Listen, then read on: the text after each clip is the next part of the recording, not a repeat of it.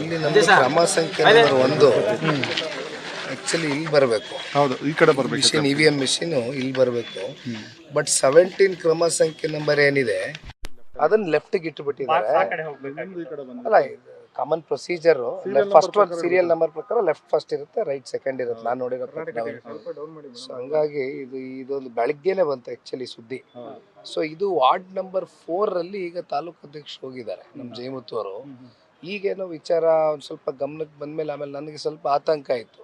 ಯಾಕೆಂದ್ರೆ ಇಷ್ಟೊತ್ತು ಅದು ಈ ರೀತಿ ನಡೆದಿರೋಕ್ಕೆ ಸಾಧ್ಯವ, ಏನಾಗಿರ್ಬೋದು ಅನ್ನೋದು. ಯಾಕೆಂದ್ರೆ ಹತ್ತತ್ರ 2,000 ಓಟ್ ಇದೆ, 1,500 ಇಂದ 2,000 ಓಟು. ಹಾಗಾಗಿ ಬಂದೆ, ಇನ್ನೊಂದು ಯಾವುದೋ ವಿಚಾರ ಗಮನಕ್ಕೆ ಬಂತು.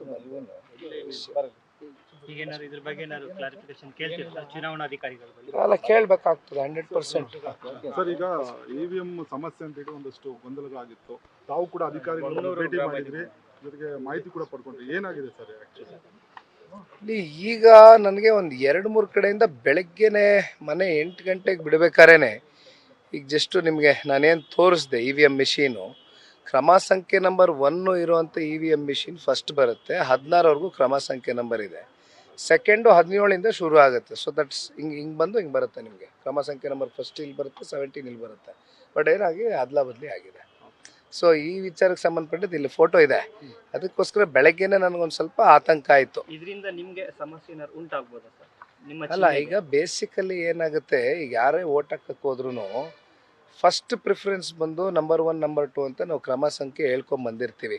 ಸೊ ಸಾಮಾನ್ಯವಾಗಿ ಒಬ್ಬೊಬ್ಬರು ನೋಡ್ಬೋದು, ಒಬ್ಬೊಬ್ಬರು ನೋಡ್ದಿರಾನೇ ಇವಾಗ ಅದು ನಂಬರ್ 1 ನಂಬರ್ 2 ಅಂತ ಮತ ಹಾಕ್ಬೋದು. ಅದು 17, 18ಗೂ ಹಾಕ್ಬೋದು, ಹೇಳೋಕೆ ಆಗೋದಿಲ್ಲ. So this is A very very basic ಒಂದು ಸ್ಟೆಪ್ಪು.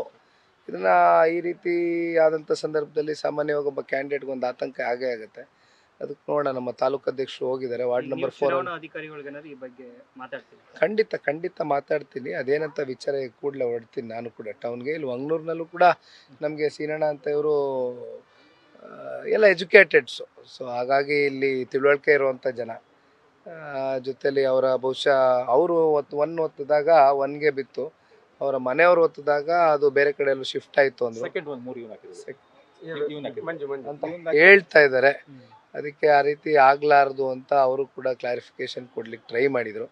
ಬಟ್ ಅಫ್ಕೋರ್ಸ್ ಈಗ ಎಲೆಕ್ಷನ್ ಕಮಿಷನ್ಗೆ ಕೂತು ಇದನ್ನು ಯಾವ ರೀತಿ ನೋಟಿಸಿಗೆ ತೊಗೊಬೋದು ಏನಾರು. ಯಾಕಂದರೆ ನಮ್ಮಲ್ಲೂ ಒಂದು ಆತಂಕ ಇರುತ್ತೆ ಸಾಮಾನ್ಯವಾಗಿ ಕ್ಯಾಂಡಿಡೇಟ್